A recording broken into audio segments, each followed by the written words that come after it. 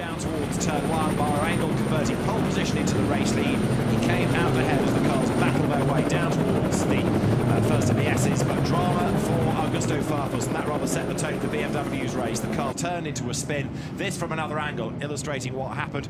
Farfus got a tiny tap from the Nissan behind, around he went, and was then in the way of the opposition as they tried to thread their way through the corner. Farfus got going, but the car later in the race would be out. Timo Scheider at the wheel, involved in a big accident down at Grünchen.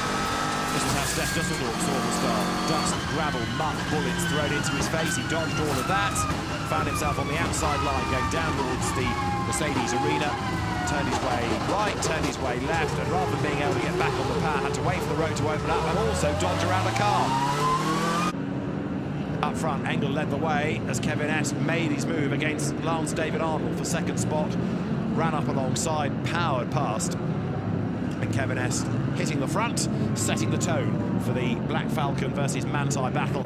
Maxi Kurtz watching on from the sidelines. Worse was to come, though, for poor Lance David Arnold, because he then got stuck behind an Opel Astra. Now, this was on lap 2 of the race, the Astra on its first lap, and still being lapped. It was out of the slower Group 3. Kenneth Hire looking on from the pit wall and the pit lane, seeing the drama unfolded. An early stopper was the number 1 Porsche that came in, and driver change Patrick Pilet to Fred Makovici. They'd stopped early. That meant that they'd spent less regulation time in the pit lane, and consequently they were able to jump ahead on the pit stops because the cars that went longer had to stop for longer. Therefore, number 1 Porsche would take over the race lead.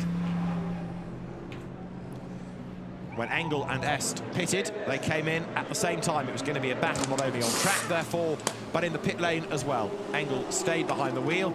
Kevin Est, however, would give way to his WEC World Championship winning teammate, Michael Christensen.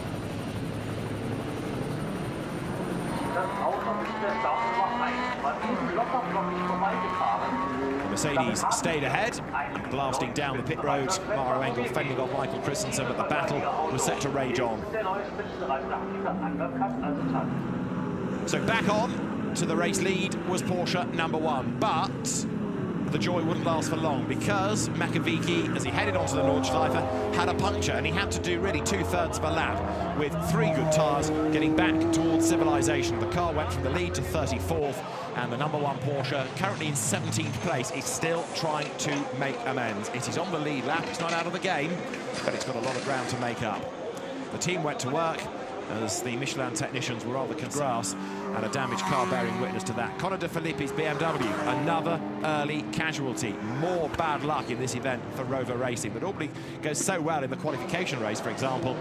Realisation hitting home that yet again Rover was not having a good day. Then we lost this car, the Lexus, off the road at the end of Dörtingerhöhe, and that was a part of the circuit where more and more drama would come.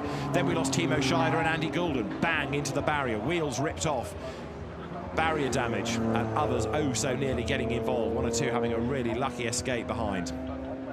It was a sort of crazy hour. Timo Scheider was okay, the car rather less so, and Timo looking at the damage, thinking of what might have been.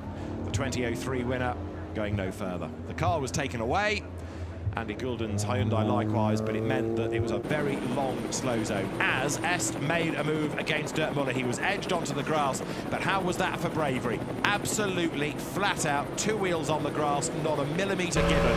Est took over the race lead. This is the onboard. But the Porsche finding room where room there was not. Kevin Est through.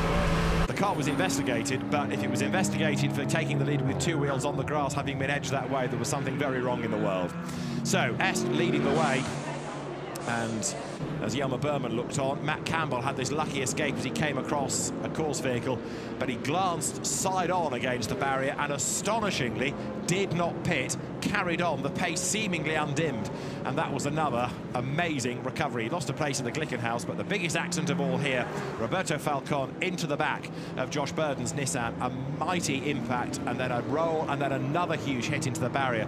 The fact that both drivers got out of the cars and walked away, testimony to the modern-day strength of the GT car, but that was a terrifying accident, and one that Falcon perhaps might look at and understand that he didn't lift when he should, because they were coming into a slow zone.